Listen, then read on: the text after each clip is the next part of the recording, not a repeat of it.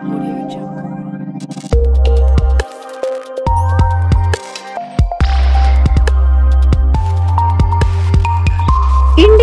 TV9 news Maharashtra.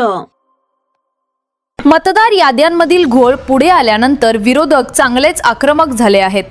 या विरोधात त्यांनी मैदानात उतरण्याचा निर्णय घेतला आहे।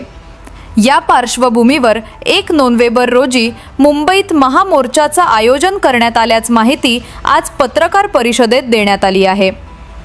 यावेळी बोलताना संजय राऊत म्हणाले, निवडणूक आयोग आमचं ऐकत नाही, त्यामुळे आयोगाला दणका देण्याची गरज आहे। त्यासाठी आम्ही 1 नोव्हेंबर रोजी सर्वपक्षीय महामोर्चा काढण्याचा निर्णय घेतला आहे। राज्यातून लाखो लोक या मोर्चात सहभागी होतील।